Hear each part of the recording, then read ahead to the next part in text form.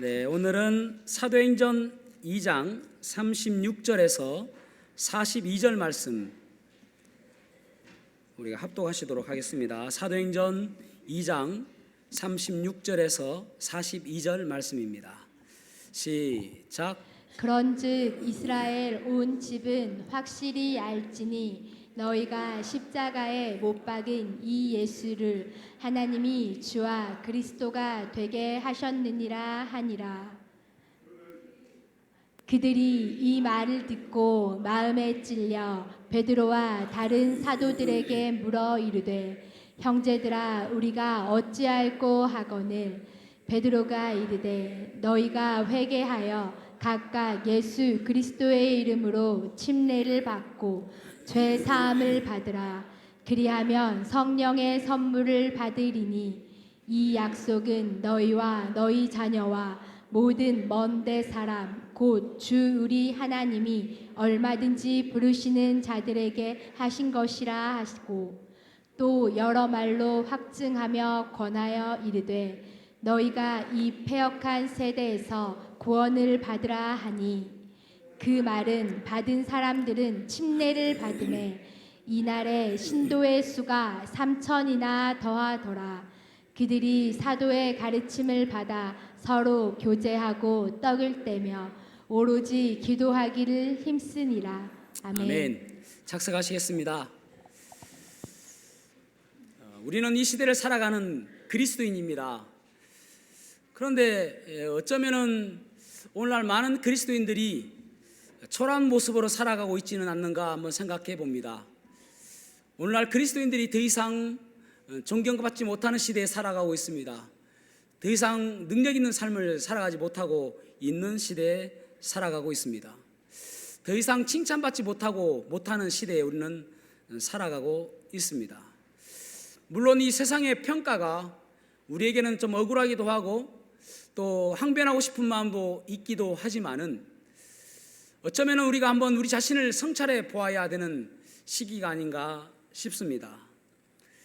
우리의 옛말에 그런 말이 있죠. 등잔 밑이 어둡다. 이 말은 가까이 있는 것을 놓친다. 그런 뜻을 가지고 있죠. 격언 가운데서도 이런 말이 있습니다. 대장장이 집에 식칼이 없고 미장이 집에 구들장 빠진 것 3년 간다. 어쩌면 제일 흔할 것처럼 보여지고 어쩌면 빨리 수선할 것처럼 보여지지만 자기 것은 그렇게 안 된다라는 것입니다. 그래서 우리가 오늘날 이런 문제들을 우리 안에서 한번 문제를 발견하고 또 해답을 찾는 것이 좋지 않을까 하는 생각이 듭니다. 오늘 본문의 말씀을 가지고 부흥을 사모하라 라는 제목으로 말씀을 나누겠습니다.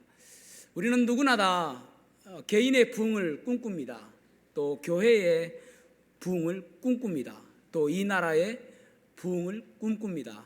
어떻게 하면 우리가 그러한 부흥을 이룰 수 있을까요? 첫 번째로는 말씀에 대한 수용성을 가져야 함을 알 수가 있습니다. 말씀에 대한 수용성을 가져야 된다. 다시 말씀을 드리자면은 말씀을 받는 태도가 달라야 된다라는 말입니다. 여기에 오늘 성령 충만한 베드로가 설교한 내용을 볼 수가 있습니다. 36절과 37절 말씀을 같이 읽어보겠습니다. 36절과 37절 시작. 그런즉 이스라엘 온 집은 확실히 알지니 너희가 십자가에 못 박은 이 예수를 하나님이 주와 그리스도가 되게 하셨느니라 하니라. 그들이 이 말을 듣고 마음에 찔려 베드로와 다른 사도들에게 물어 이르되 형제들아 우리가 어찌할꼬 하거늘. 아멘. 아멘. 여기 베드로가 성령 충만함으로 인하여 그들에게 말씀하는 것이 무엇이냐면은 그 예수 그리스도를 너희가 죽였다라는 것입니다. 아니 우리가 언제 죽였습니까? 라고 할 수도 있는데 유대인이 죽인 것이 바로 너희가 죽였다라는 것입니다. 그리고 지금도 너희들은 그런 마음을 가지고 있다라는 말입니다. 얼마나 듣기가 불편할까요? 이 날카로운 듣기 거북한 이 말씀을 그들이 듣고 그들은 형제들아 우리가 어찌할꼬 하는 탄식하는 마음으로 받는 것을 보게 되어집니다. 그 말씀이 선포됐을 때에 거기에 반항하는 것이 아니라, 거기에 항거하는 것이 아니라 우리가 어찌할꼬 하는 안타까움으로 받아들이고 있다라는 말입니다. 더 나아가서 보십시오. 4장 20절 말씀도 읽어보겠습니다. 2장 40절 말씀, 2장 40절 시작. 또 여러 말로 확증하며 권하여 이르되 너희가 이 패역한 세대에서 구원을 받으라 하니. 아멘. 지금 이 시대는 패역한 시대다라는 것입니다. 악이 가득한 시대다라는 말입니다. 그러니까 이 악한 세상 속에서 너희들이 나와라. 이 어둠에서 나와라. 이 음란하고 아주 사탄이 창궐하는 이 세대에서 너희들이 함께하지 말고 나와라. 그렇게 말씀하고 있습니다. 그러자 41절 보십시오. 41절도 읽어보겠습니다. 시작. 그 말을 받은 사람들은 침례를 받음에 이날에 신도의 수가 3천이나 더하더라. 아멘. 그럼에도 불구하고 그들은 말씀을 받았다라고 말씀하고 있습니다. 말씀을 그저 들은 것이 아니라 말씀을 잘 받았다라고 말씀하고 있습니다. 그래서 아포데코마이라는 이 헬라 단어, 받았다, 받는다라는 말이 아포데코마이라는 단어인데, 이 단어는 환영하다, 받아들이다, 기쁘게 영접하다, 그런 뜻을 가지고 있습니다. 그래서 여러 영어 성경에서 어떻게 번역을 했냐면은 NIV에서는 accept라는 말은 기쁘게 받다, 또 동의하면서 받다, 우리가 믿음적으로 이야기하면은 아멘 하고 받다, accept라는 단어입니다. 그 다음에 또 킹제임스 버전에서는 receive, 받아들였다, 그런 말입니다. 그런데 참 재미있는 것은 NRSV에서는 뭐라고 이야기하면은 welcome, 말씀을 했는데 환영했다, 기쁜 마음으로 환영했다. 좋습니다. 그 말씀대로 살겠습니다. 내가 그 말씀을 내 마음에 받아들입니다. 기쁜 마음으로 환영했다라는 말입니다. 여러분, 겉으로 보기에는 얼마나 이 날카로운 비수 같은 이 질문이, 이 말이 얼마나 마음이 거북합니까? 답답합니까? 이게 듣기가 아주 불편하지 않겠습니까? 그럼에도 불구하고 웰컴, 환영했다라는 말입니다. 이 말씀을 받는 태도가 그들의 부흥을 이루게 된 것입니다. 그들의 이 믿음이 결국은 하나님의 축복을 받게 되어지는 그러한 믿음이 되었다라는 말입니다. 그래서 그들이 베드로와 다른 사도들에게 우리가 어찌할꼬라고 말씀하고 있습니다. 여기 마음에 찔렸다라고 이야기하잖아요. 마음에 찔렸다. 이 말은 카탈라소라는 헬라어 단어인데 영어로는 cut to the heart, 그러니까 우리의 마음을 cut, 자르다, 그런 말이죠. 그래서 원래 원어적인 카타라소라는 이 단어는 뭐냐면은 심장을 관통하다라는 말입니다. 여러분, 심장을 관통하면 얼마나 아프겠습니까? 그런데 그 말씀을 리퓨즈하면서 이렇게 반사시키지 않고 튕겨내지 않고 관통시킬 정도로 그 말씀을 그대로 받았다라는 말입니다. 엄청난 말이죠.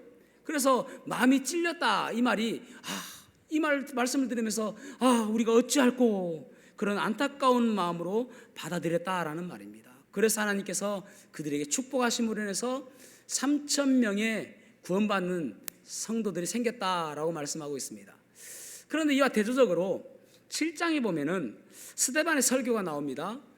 여기에도 유대인들이 지금 듣고 있습니다. 지금 2장에서도 유대인들이 설교를 듣고 있고 7장에서도 유대인들이 설교를 듣고 있습니다. 자, 7장 51절에서 54절 말씀을 읽어보겠습니다. 51절에서 54절 시작. 목이 곧고 마음과 귀에 상례를 받지 못한 사람들아, 너희도 너희 조상과 같이 항상 성령을 거스르는도다. 너희 조상들이 선지자들 중에 누구에 박해하지 아니하였느냐? 의인이 오시리라 예고한 자들을 그들이 죽였고 이제 너희는 그 의인을 잡아준 자요 살인한 자가 되나니, 너희는 천사가 전한 율법을 받고도 지키지 아니하였도다 하니라. 그들이 이 말을 듣고 마음에 찔려 그를 향하여 이를 갈거늘. 아멘. 아멘. 여기도 보면은 아주 날카로운 비수 같은 말씀을 전하고 있습니다. 목이 곧고 마음과 귀에 할례를 받지 못한 자들아. 여러분, 이스라엘 유대인들은요 할례하면 경계합니다. 할례가 그만큼 중요하단 말입니다. 그런데 우리는 할례 받았는데 하는 그런 자부심이 있거든요. 그러니까 이스라엘 백성들, 유대인들의 두 가지의 자부심이 있습니다. 할례와 율법입니다. 우리는 할례 받았다, 우리는 율법을 가지고 있다, 이것이 그들의 자부심이었거든요. 그런데 너희들은 지금 마음과 귀에 할례를 받지 못했다라는 경기하는 말을 한단 말입니다. 이 말을 듣고 그들이 마음에 찔려라고 말하는 말은, 이 마음에 찔리다는 말은 디아프리오라는 단어거든요. 디아프리오라는 단어는 무슨 말이냐면은 마음을 톱질하다라는 말입니다. 그런데 비슷하게 들리죠, 우리에게는. 그래서 성경 번역이 조금 애매한 부분인데, 이 마음에 찔려라는 말을 사실은 이 2장에 똑같은 말로 번역할 것이 아니라 furious라는 단어거든요. 영어로는 격분하다라는 말입니다. 그러니까 이 말씀을 똑같이 불편한 말씀을 들었을 때에 스데반의 설교에서는 격분하고 rash, 이를 갈았다라는 말입니다. 그러니까 이 격분하고 이를 갈며 어떻게 하면 저것을 죽일까 하는 그런 마음으로 받았다라는 말입니다. 너무나도 차이가 있죠. 베드로의 설교를 통해서는 그들이 마음에 찔려가지고 우리가 어떻게 하면 좋을까, 하나님께서 어떻게 하면 우리를 용서해 주실까, 우리가 어떻게 하면 구원받을까, 그런 마음으로 받아들였는가 하면, 이 스데반의 설교에서는 이를 갈며 격분하며 펄쩍펄쩍 뛰어가며 어떻게 하면 저것을 죽일까, 저 입을 막을까 하는 마음으로 받았다라는 말입니다. 여러분, 우리는 어쩌면 하나님 말씀이 선포되어질 때에 우리는 격분하지 않을 수도 있습니다. 또 우리는 그것에 화를 내지 않을 수도 있습니다. 그러나 그 말에 아멘하고 동의하지 않는 것은 그저 흘러가는 말씀처럼 그렇게 듣는다라는 말입니다. 그러니까 하나님 말씀을 들을 때에 하나님, 그 말씀을 내가 하나님 말씀으로 받겠습니다라는 그 자세가 우리에게 필요한 것입니다. 그것이 하나님의 기적이 나타나고 하나님의 역사가 나타나고 부흥이 일어나게 되는 것입니다. 말씀을 들을 때에 내 자를 죽여야 되는 것입니다. 내 자가 살아서 그것을 판단하고 나와 안 맞는 말씀이라고 생각하는, 그저 복받고 복 있는 이야기하고 그러면 좋아하는 것이고, 그저 내 마음에 좀 찔린다고 해서, 내 마음에 좀 불편하다고 해서 그것을 받아들이지 않는 것은 마치 스데반의 설교를 듣고 있는 사람들이나 똑같은 모습이다라는 말입니다. 그 가운데는 하나님의 역사가 일어나지 않습니다. 그래서 우리가 말씀을 받는 태도가 중요한 것입니다. 하나님께서 말씀하여 주십시오, 그 자세가 우리에게 필요한 것입니다. 여러분, 우리가 흔히 대부흥 하면은 평양 대부흥을 많이 이야기합니다. 1907년에 일어났었던 부흥이죠. 그런데 그 부흥의 효시가 되었던 것이 언제냐면은 1904년 영국 웨일즈입니다. 영국 웨일즈에서 부흥이 일어난 그 성령의 놀라운 부흥이, 여러분, 세계에서 몇 번 이렇게 부흥의 기운이 있었습니다. 예를 들어서 D.L. 무디 때나 또 존 웨슬레나 그런 사람들이 있을 때에, 그럴 때 엄청난 부흥이 있었거든요. 그럴 때 세계적으로 부흥이 일어나는 것입니다. 그러니까 어느 한 곳에서 부흥이 끝나는 것이 아니라 그 당시에 성령의 힘의 놀라운 역사가 어떻게 해서 시작되었냐면은 그 웨일즈에 이반 로버트라는 사람이 있었습니다. 이반 로버트. 그런데 그 사람이 그가 13년 동안 기도하기를, 주의 영을 저에게 부어주십시오, 날마다 기도했습니다. 주의 영을 부어주십시오. 그런 가운데서 그가 어느 집회를 갔는데 그 집회에서 내 자아를 꺾으라, 그 음성을 듣고 알겠습니다, 아멘, 제가 제 자아를 꺾고 오직 주님의 영을 부어주시기를 기도합니다 라고 하다가 1904년 10월 31일 날 웨일즈의 한 조그만한 곳에서 17명이 모여서 기도회를 하는데 그곳에서 말씀을 전합니다. 말씀을 전한 것이 무엇이냐면은 죄로부터 돌아서십시오라는 것과, 그리고 성령 충만함을 위해서 기도하시고, 그리고 또 여러분의 믿음을 많은 사람들에게 고백하십시오라는 그런 설교를 하게 되어집니다. 그때 17명의 그 사람들이 놀라운 축복의 말씀을 듣습니다. 네, 그렇게 살기 원합니다. 우리의 자아를 죽이고 오직 성령 충만함을 위해서 제가 살겠습니다. 그렇게 17명이 기도하게 되어집니다. 그곳에 놀라운 성령님이 임하시게 되어져요. 그러면서 6개월이 채 안 되어서 그 웨일즈에 10만 명이 넘는 사람들이 회개를 하게 되십니다. 놀라운 일이죠. 그런데 그곳에는 대부분 다 이제 탄광촌이 있고 광부들이 많았습니다. 광부들은 그 당시에는 아주 밑바닥 인생이라고 할 수 있습니다. 그들의 행동은 거칠었고요, 그들의 입은 아주 욕설이 가득한 그런 사람들이었습니다. 그런데 그 사람들이 예수 그리스도를 믿으니까 생활이 달라지는 거예요. 삶이 달라지는 것입니다. 여러분, 구원받은 사람은 말투가 달라져야 됩니다. 이전의 말투가 똑같은 말투가 되어서는 안 됩니다. 왜냐하면 성령님께서 우리를 지배하시니까 말투가 달라져야 되는 거예요. 행동이 달라져야 되는 것입니다.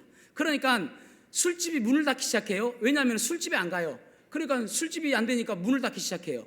그 다음에 또 그동안 도둑질한 것, 또 오랫동안 갚지 않았던 빚, 그런 것들 다 갚기 시작하는 거예요.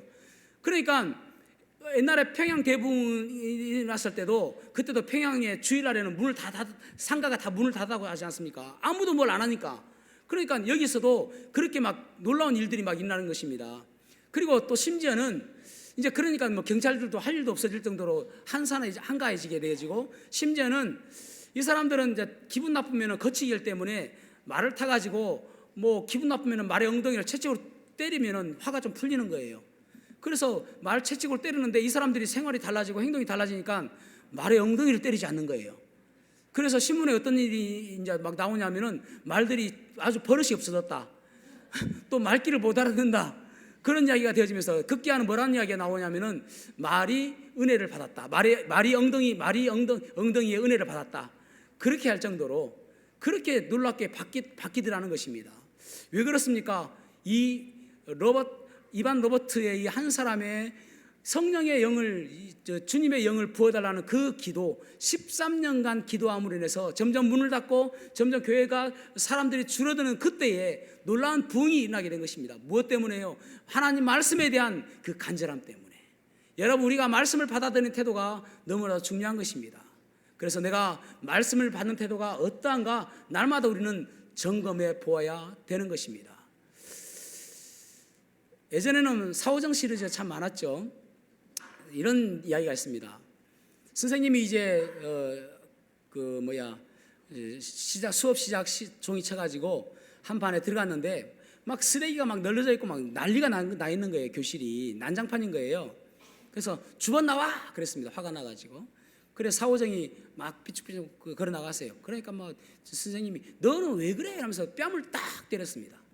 뺨을 딱 때리는데 저 뒤에서 두 명이 삐죽삐죽 나오는 거예요. 너희들은 뭐야? 그러니까 제가 주번인데요. 그런 거 두 명이. 그 사오정한테 너는 뭔데? 그러니까 저는 9번인데 예.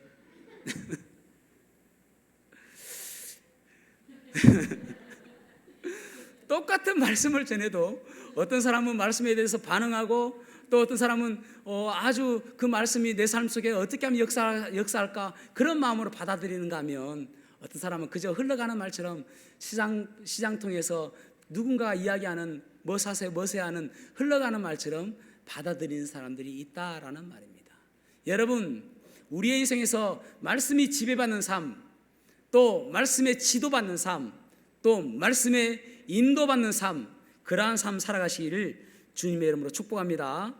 두 번째로는 우리가 더욱더 부흥을 경험하기 위해서는 참된 회개를 해야 함을 볼 수가 있습니다. 참된 회개를 해야 합니다. 회개라는 것은 뉘우침이 아니라 삶의 방향을 전환하는 것입니다. 다시 한번요. 회개라는 것은 삶의 방향을 전환하는 것입니다. 38절 말씀 읽어보겠습니다. 38절 시작. 베드로가 이르되 너희가 회개하여 각각 예수 그리스도의 이름으로 침례를 받고 죄 사함을 받으라. 그리하면 성령의 성물을 받으리니. 아멘. 아멘. 회개해라 그렇게 말씀하고 있죠. 회개한다는 말은 돌이키는 것과 돌아오는 것을 의미합니다. 다시 한번요. 회개라는 것은 돌이키는 것과 돌아오는 것을 의미합니다. 회개라는 말의 헬라어 단어는 메타노이아라는 단어입니다. 메타노이아. 메타라는 말 여러분 많이 드셨죠? 저커버그가 페이스북 사명을 메타로 바꿨지 않습니까? 작년인가 바꿨죠. 메타라는, 그래서 이제 저커버그도 메타라는 말을 헬라에서 따온 것입니다. 메타라는 말은, 메타노이아라는 말은 메타라는 전치사와 노이아라는 말의 합성어입니다. 메타라는 말의 뜻은 무엇을 초월한, 또 무엇의 뒤에, 또 무엇의 이면에, 또 무엇의 본질적인, 그리고 또 무엇의 보다 더 큰, 이런 뜻을 가지고 있습니다. 노이아라는 말은 마음, 생각, 그런 뜻을 가지고 있습니다. 그래서 직역을 하면은, 메타노이아라는 말을 직역하면은 한 차원 위에서 마음을 보고 돌이키는 것, 그것을 직역할 수 있습니다. 그러니까 쉽게 이야기하면 메타노이아라는 말은 돌이키는 것입니다. 그저 뉘우치는 것으로 끝나는 것이 아니라 내 삶, 내 행동을 돌이키는 것, 그것을 메타노이아라고 이야기를 합니다. 그러니까 세상 사람들과 다른 모습으로 돌이키고, 죄악을 즐기던 모습에서 돌이키고, 그리고 죄인의 마음에서 돌이키는 것, 그것을 메타노이아라는 것입니다. 어떻게요? 하나님의 마음으로 바꾸는 것입니다. 그래서 우리의 삶 속에서 끊임없이 마태복음 6장 33절 말씀처럼 먼저 그의 나라와 하나님의 나라와 그의 하나님의 그 옳은 뜻이 무엇인지를 분별하며 살아가는 것, 그래서 repent, 회개하고 return, 돌아서는 것입니다. 어디로요? to God, 하나님께로 돌아서는 것이 회개인 것입니다. 그래서 끊임없이 주님께서 우리에게 말씀하세요. 회개하고 돌아와라, 그렇게 말씀하십니다. 38절 금방 읽었던 말씀 다시 한번 보십시오. 예수 그리스도의 이름으로 침례를 받고 죄 사함을 받으라, 그렇게 말씀하고 있죠. 예수 그리스도 이름으로 침례를 받고 죄 사함을 받으라. 이 말씀은 조금 오해의 소지가 있습니다. 마치 침례를 받는 것이 죄 사함을 받는 수단인 것처럼 오해할 수가 있습니다. 그래서 좀 더 바른 번역을 한다면은 죄 사함을 받음으로 인하여 예수 그리스도 이름으로 침례를 받으라, 이렇게 번역하는 것이 더 옳은 표현입니다. 그러니까 죄 사함을 받은 것으로 인하여 예수 그리스도 이름으로 침례를 받아라, 그렇게 하는 것. 침례라는 것은 무엇입니까? 침례라는 것은 우리의 장례식을 하는 것입니다. 예수님과 함께 죽는 것이에요. 그리고 다시 생일입니다. 새롭게 태어나는 것입니다. 예수님과 함께 죽고 예수님과 함께 다시 태어나고, 그리고 결혼식입니다. 예수님과 함께 연합하는 것, 그것이 침례입니다. 그러니까 그것을 많은 사람들에게 나는 예수 그리스도와 함께 죽고 예수 그리스도와 함께 살았고, 그리고 예수님과 나는 하나가 되었습니다 라는 것을 많은 사람들에게 공식적으로 내 삶을 표현하는 것입니다. 우리가 이제 부활절, 그러니까 마지막 주 31일인가요? 3월 31일 날 부활절 때 침례식이 있습니다. 구원받으신 분들은 그때 침례, 아직 안 받으신 분들은 침례에 순종하시면 좋겠고요. 또 구원받지 않으신 분들은 구원받고 그날 침례를 받으면 좋겠습니다. 그래서 회개라는 것은 내 삶을 뉘우치고 돌이키는 것이고, 또 하나는 뭐라고요? 돌아오는 것이다. 탕자가 아버지의 재산을 다 가지고 가서 이제 허랑방탕한 생활을 살다가, 그리고 다 탕진하고, 그리고 비참한 인생을 살게 되어지죠. 그때 아버지가 생각나는 것입니다. 아버지께로 돌아가야지. 그래서 히브리어로 회개라는 말은 슈, 돌아오다라는 말입니다. 슈.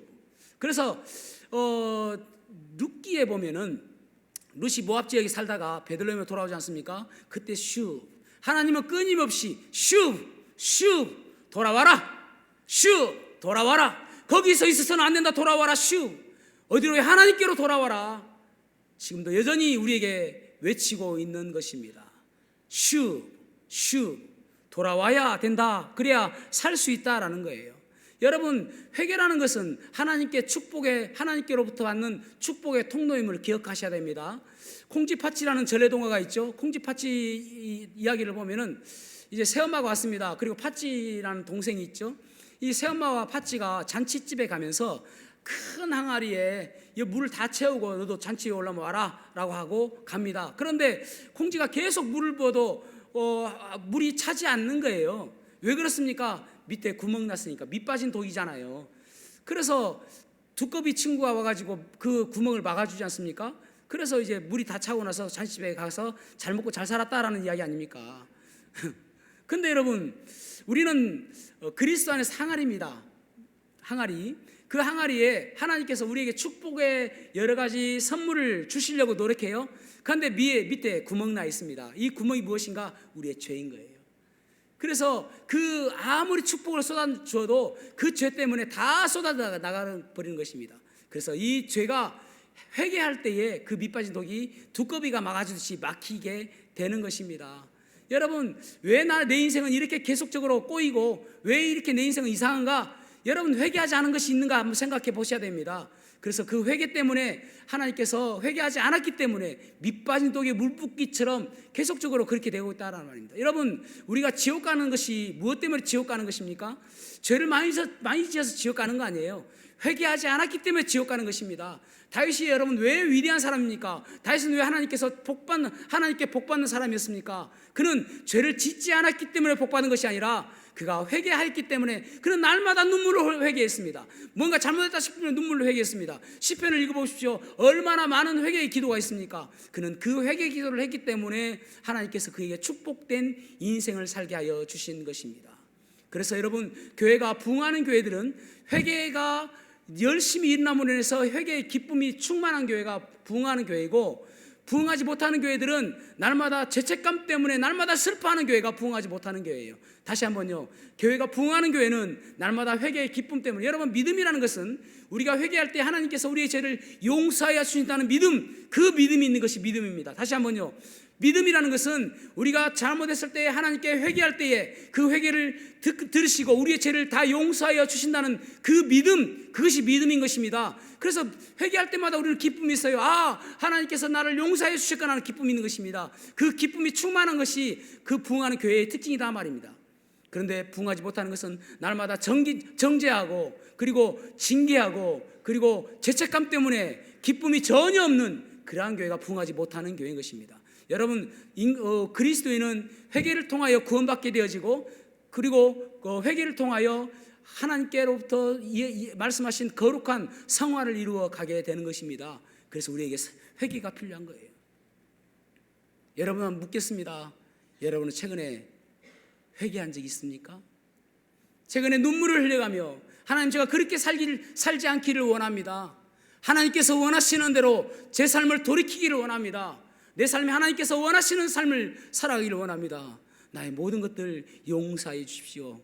눈물을 흘리며 회개한 적이 있습니까? 그렇지 않다면 뭔가 잘못 가고 있는 거예요. 우리가 기쁜 이유는 하나님께서 우리의 죄를 용서하여 주셨기 때문에 기쁜 것입니다.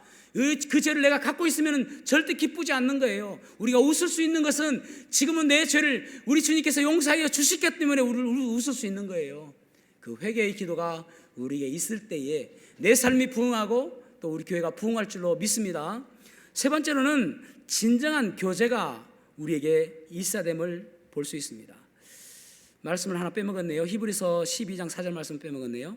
히브리서 12장 말씀에 보면은 우리가 죄에 대해서 어떻게 우리가 두려워해야 되는가, 그러니까 피 흘리기까지 죄를 미워한다라고 말씀하고 있습니다. 피 흘리기까지.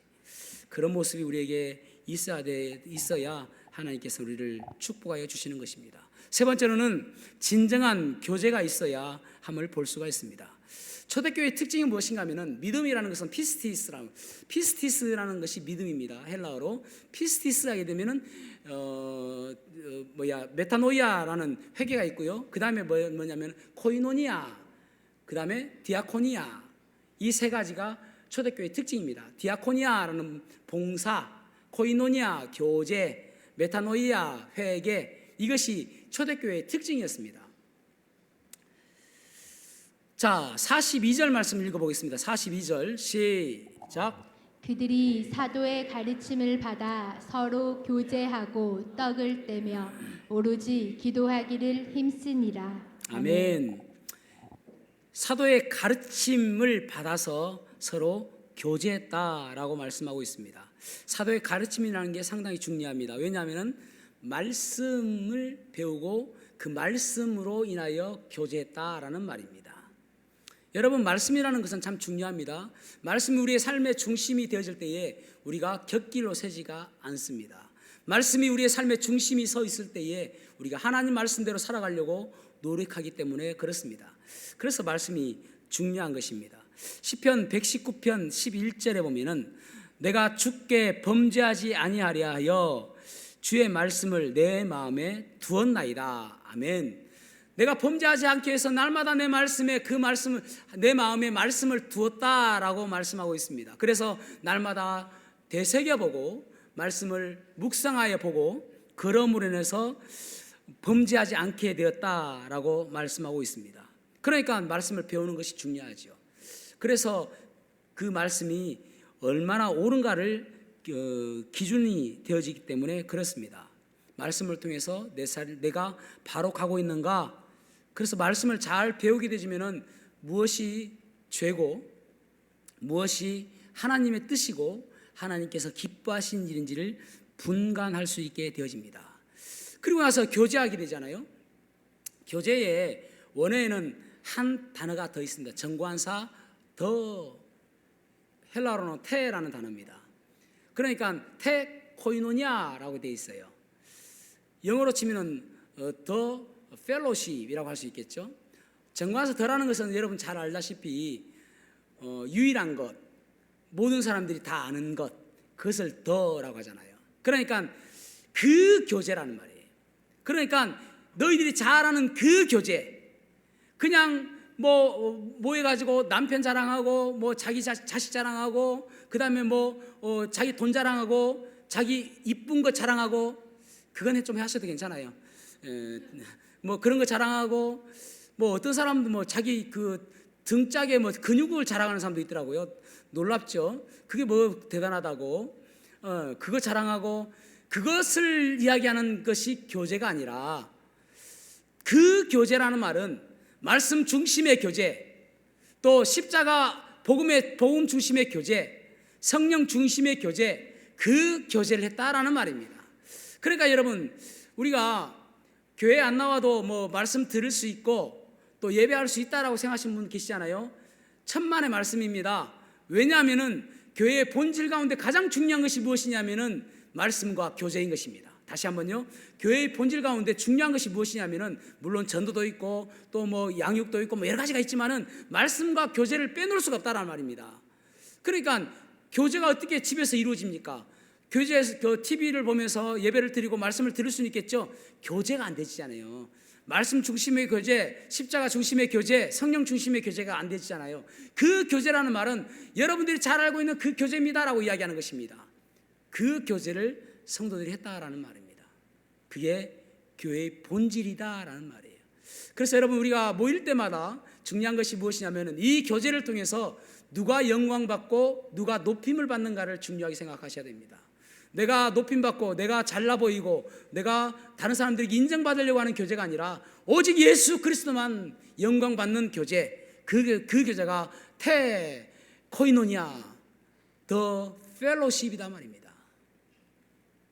그것이 빠지면은 그것은 참다운 교제가 아닌 것입니다. 클라임 벨이라는 분이 목회 상담학이라는 책이 있는데, 그분의 책이 있는데 거기 보면은 이러한 기사가 있습니다. 어느 한 해안가에 인명구조본부가 있었습니다. 인명구조본부. 그 해안가는 자주 배들이 파손되어지고 그러므로 인해서 침몰되어짐으로 인하여 인명피해가 자주 있는 곳이었습니다. 그래서 그 인명구조본부에서 그 사람들을 구출해내는 것이 그들의 임무였습니다. 그런데 시간이 지나면서 점점 많은 사람들이 구출되어지고, 그러면서 구출되어진 사람들도 인명구조본부의 대원으로 봉사하게 되어지고, 또 어떤 사람들은 돈이 좀 있는 사람들은 거기에 후원을 하게 되어지고, 그러면서 처음에는 어떻게 시작했냐면은 사람들도 얼마 없고, 그리고 또 보트도 하나밖에 없고, 그리고 오두막 같은 그런 건물 하나에 그들은 있으면서 위험에 처한 사람들을 구출해냈습니다. 사람들이 모이고 돈이 생기게 되어지니까 좀 더 우리가 인명구조하러 출동할 때 말고는 좀 편안하게 쉬었다가 가는 게 안 낫겠느냐 해서, 그전에는 야전 침대 같은 것이 있다가 이제는 편안한 침대로 바꿨습니다. 그리고 조금 복지가 좀 좋아야 되지 않겠느냐 해서 장기나 바둑이나 그런 오락시설들을 갖다 놓게 되었습니다. 그러면서 점점 안락한 생활이 되어졌어요. 그러면서 이제 좀 보니까 이 건물이 너무 노후되어 있는 거예요. 그래서 사람들이 이야기하기를 좀 더 건물을 멋있게 짓자, 돈도 있겠다. 그래서 건물을 다 허물고 정말 멋있는 건물을 지었습니다. 그리고 장식도 멋있게 해놨습니다. 너무나 좋은 거예요. 그러자 이제 지역에 있는 사람들도 와서 놀기도 하고, 그러면서 많은 사람들이 모이게 되었습니다. 그러면서 점점 그 인명구조본부가 사교클럽화 되어져 가고 있었습니다. 많은 사람들이 모여서 서로 즐기고 서로 놀며 그렇게 했습니다. 그런데 이제 저희 그 파손되어져서 사람들이 죽어가고 있지 않습니까? 그러니까 누군가 가야 되는데 더 이상 그 힘든 일, 누구도 즐겨하지 않는 일, 그 일을 좀 이제 하고 싶지 않은 것입니다. 그래서 인명구조 대원들을 따로 또 선발했습니다. 월급을 줘가면서. 그래서 그 소수의 사람들이 인명구조를 하게 했습니다. 그러면서 그들은 그곳에서 사교 클럽이니까 아주 재밌게 놀았습니다. 그러다가 누군가 그런 제안을 했습니다. 아니, 이 지역에 있는 이 건물이 이 지역의 많은 사람들에게 조금 효율적이고 유용한 그런 건물이 되었으면 좋지 않겠습니까?